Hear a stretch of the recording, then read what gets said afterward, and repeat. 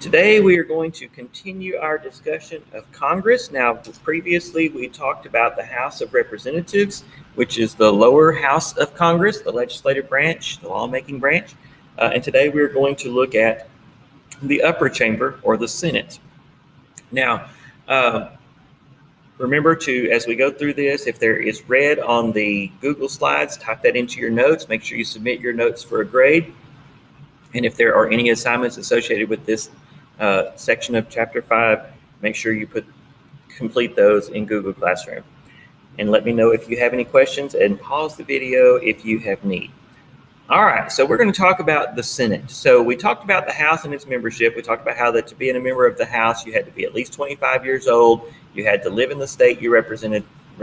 You had to be a citizen of the United States for at least 7 years, those kind of things. So what are some of the things that make up senators? What are some of the requirements? What are the major features, etc.? So let's look at that. First thing we realize is that the members of the Senate, the senators, have 6-year terms. Now, members of the House only serve 2-year terms because they are supposed to represent the people directly. And the founders felt like if they're going to represent the people directly, they need to be voted on every couple of years so that the people could have a voice based on what's going on. But the Senate was supposed to be a more deliberative body. They're not supposed to be as close to the people as the House. This is so that they would not be inflamed by passions and do things rashly. And so therefore they only serve 6-year terms. And rather than representing a single district, a senator represents an entire state. And there are 2 senators per state, whereas House of Representatives, the representatives are based upon each state's population. Whereas House members must be at least 25, senators must be at least 30, and they're usually much older than that. They are generally wealthy. They're wealthier than most members of the House. They're generally wealthier than most people in the public. They tend to be white and male, and so that's what we see about the Senate and its membership. So what are the qualifications for a senator? They must be at least 30 years of age. They must live in the state they represent, and they must be a U.S. citizen for at least 9 years. Like the members of the House, a senator does not have to be a natural-born American citizen. Only the president has that requirement. Other government officials do not. But members of the House must have been naturalized citizens in the United States for 7 years, and senators must be naturalized for 9 years. I don't know that we currently have any that were not originally, natural-born Americans currently, but I know that there have been in the past. What type of people did the framers believe would gain election to the Senate?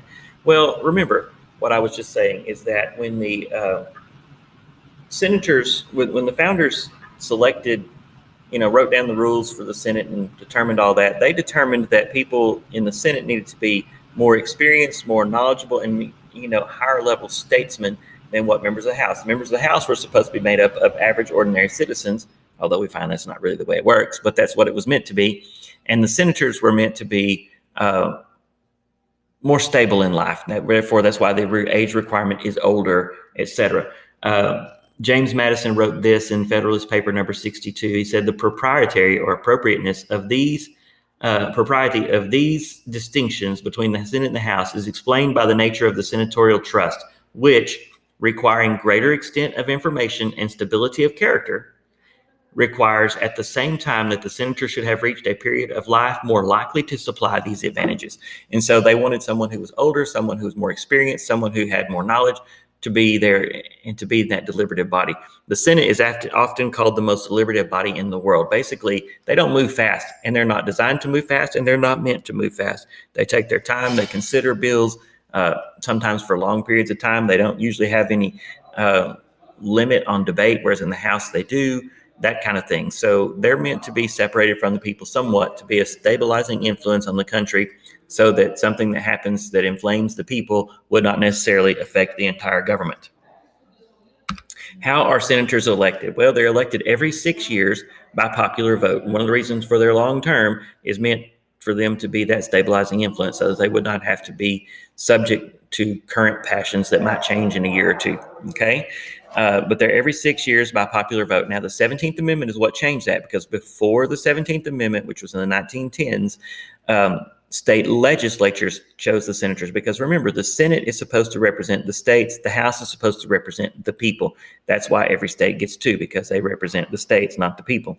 But now we have it more democratically elected, where the people of each state will elect both their senators.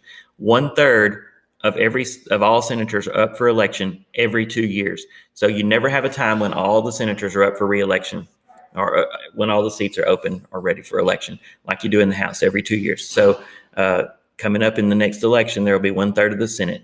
And then 2 years later, there'll be another third of the Senate. And 2 years after that, the final third of the Senate will be up for election.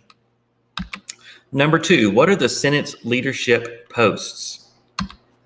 You have the President of the Senate, the President pro tempore, the Majority Leader, the Minority Leader, and the whips. So let's talk about that just a little more in depth. Who serves as the President of the Senate? According to the Constitution, the United States Vice President serves as the President of the Senate. And so technically, the Vice President is supposed to preside over the Senate. The Vice President only gets a vote if there is a tie. And so and that doesn't happen very often, but it does. Now, in more modern times, because the Vice President has more duties now than they used to in the original, in the early days of our country, the Vice President rarely oversees the meetings of the Senate. And so even though that's their job, that's not what they usually do. So we have someone that can take the place of that. They have a President pro tempore, which is it's a constitutional position. The President pro tempore is the person who is supposed to serve, preside over the Senate if the Vice President is not there presiding. And so usually it's the President pro tempore or someone they have designated that will preside over the meetings of the Senate when the Vice President is not there to preside. So this is the person who presides over the Senate in the absence of the President of the Senate, which will be the Vice President of the United States. The President pro tempore traditionally is the longest serving member of the majority party. So whoever, like right now, the Democrats, even though there's a 50-50 vote split in the Senate, because the Vice President is a Democrat, that gives the Democrats a slim majority. So the President pro tempore is the longest serving Democrat in the U.S. Senate. And I'm not familiar with who that is right off the top of my head.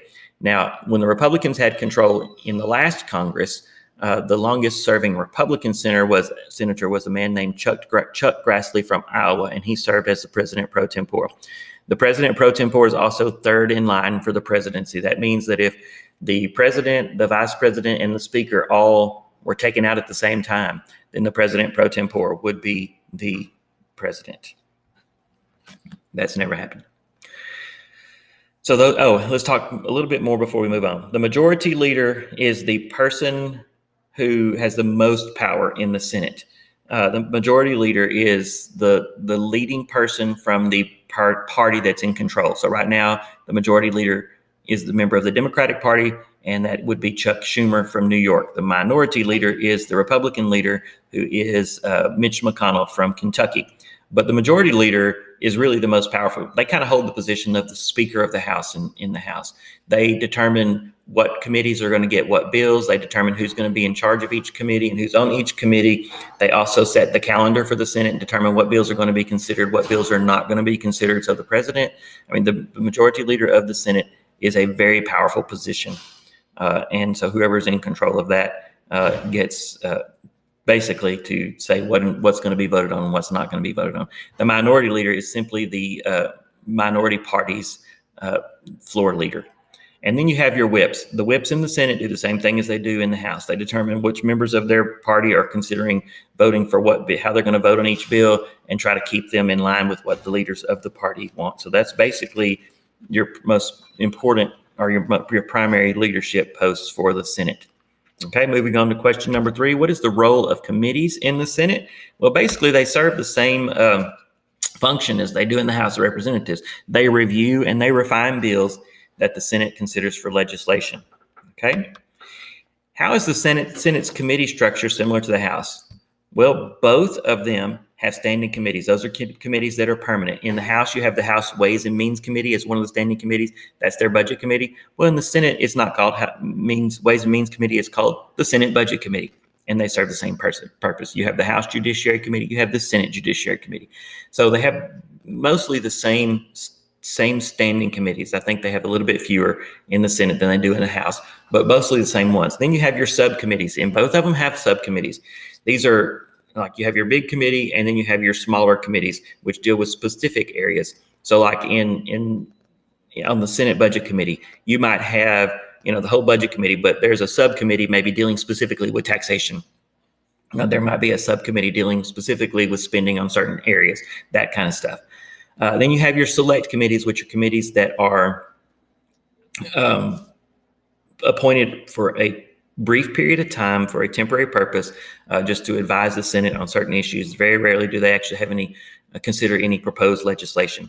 You also have special committees, which might arise in certain special instances. And then, of course, there's the joint committees that I didn't put this on the list on the PowerPoint, but the joint committees are committees where House and Senate members both come together to advise both bodies on something that is of concern to both. Okay. What kind of power do the committee chairs have? Now, the committee chairs are very powerful, just like they are in the House of Representatives. They're usually the most senior member of the committee from the majority party, subject to a 6-year term limit. So in the House Budget Committee, a Senate Budget Committee, I believe Bernie Sanders, the senator from Vermont, is the chairperson from that because he is the longest serving Democrat on that committee. Now, there are rules in place in the Senate that you can only serve as a committee chair for 6 years. So should the Democrats maintain control of the Senate for more than 6 years in the future, he will not be allowed to serve as the committee chair for more than 6. Okay. Of course, at his age, I'm not sure he's going to be in the Senate for that much longer. He's about 78 years old as I record this today.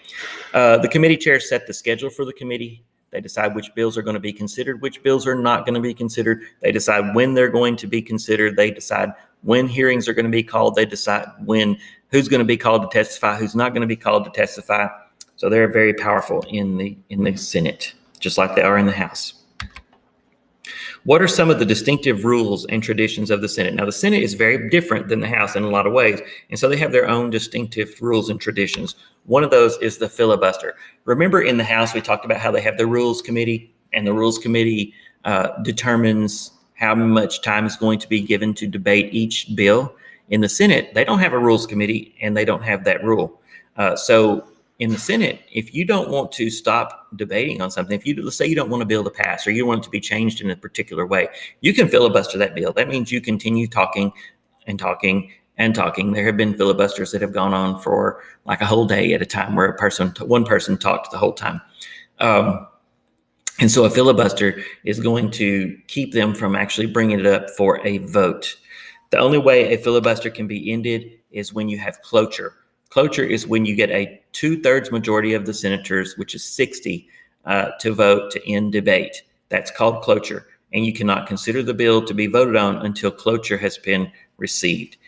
So this is something that makes it a little harder to pass bills in the Senate. Remember, I told you they're a much slower, more deliberative body. Therefore, they have to compromise more if they're going to get a bill to pass, because to get 60 senators to vote to end the filibuster and to start consideration of the bill is actually very difficult to do. And so, if it should cause them to work together and to compromise somewhat, although that doesn't happen much. Censure. Censure is when a member of the Senate does something that the rest of the Senate disapproves of. They can vote to censure that person, which basically is telling them, we don't like what you did, don't do it again. It has no actual repercussions. It doesn't reduce their pay. It doesn't kick them out of office, nothing like that. It just says, we don't like what you did, don't do it again. Basically, it's a slap on the wrist.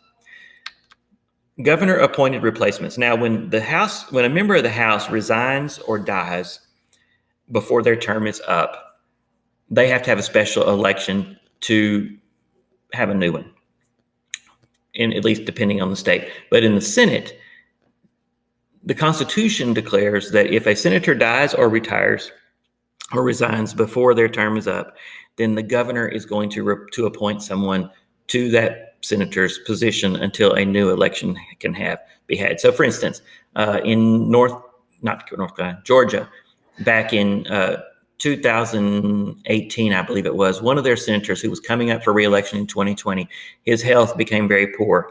And so he had to resign the Senate because of health issues. So the governor of North Carolina appointed someone to serve out the last 2 years of his term. And then there was an election in 2020 to either re-elect the person or elect the person that the governor appointed or elect someone new. I'm getting all my terms confused. All right. That is going to be all for this. Make sure you submit these for a grade. And if you have any questions, let me know. Make sure you do any assignments in the Google Classroom that are related to section 5.4. Have a good day.